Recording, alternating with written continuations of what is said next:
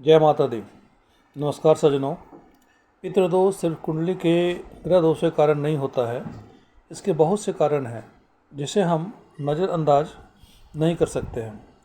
हमारी कुछ गलतियों के कारण, चाहे वो जान अनजाने में हो जाए, तो पितृदोष की संभावना बढ़ जाती है। जैसे यदि किसी व्यक्ति का निधन हो गया हो और उसका श्राद्ध कर्म ना हो पाया या श्राद्ध कर्म के रिचुअल्स में कमी रह गई हो, तो पितृदोष के शिकार आप बनेंगे।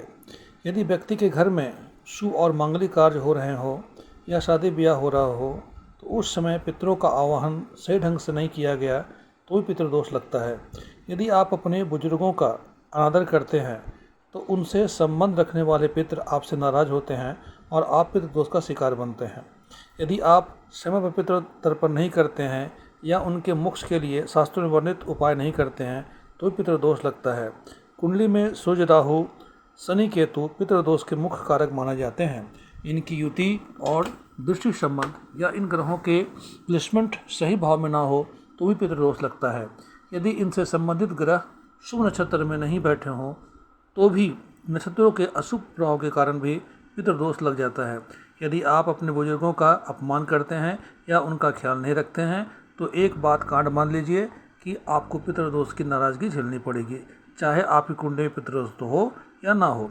मित्रों, चाहे आप अपने कुलदेवता या कुलदेवी की पूजा या उनका रिचुअल्स ठीक से नहीं करते हैं तो भी आपके पितृदोष लगेगा। पितृदोष एक भयानक अभिशाप है तथा इससे निजात पाना इतना आसान नहीं है। ये डराने वाली बात नहीं है, एक हकीकत है और सच्चाई है जिससे कोई भी इंसान भाग नहीं सकता। यदि आप निरंतर बीमार रह रहे हो, आर्थिक तंगी झेल रहे हो, मानसिक अवसाद से गुजर रहे हो, घर में कला का वातावरण हो रहा हो, आपकी शांति भंग हो गई हो, संतान का विवाह नहीं हो पा रहा हो या विवाह के बाद तलाक की नौबत आ रही है, संतान नहीं हो पा रहा हो या संतान को काफ़ी कष्ट हो रहा हो, तो ऐसे कुछ लक्षण प्रतीत होते हैं जिससे पितृदोष का पता लगा जाता है। मित्रों, इनसे बचने के लिए आप अपने घर के बुजुर्गों का सम्मान करें, क्योंकि अगर वे कुछ भी आपके प्रति दुखित भावना लेकर इस संसार से विदा हो गए तो आपको सिर्फ भगवान ही बचा सकता है। अपने कुल देवता और कुल देवी की पूजा करें और उनके रिचुअल्स को फॉलो करें।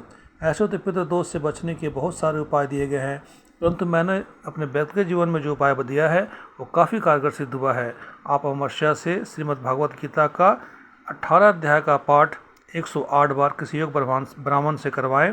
तत्पश्चात दूध से बनी खीर से श्रीमद् भगवत गीता का 7वां अध्याय और एकादश अध्याय से पितरों के निमित्त आहुति दें तो निश्चय पितृदोष का निवारण होता है और आपका कल्याण सुनिश्चित होता है। जय माता दी।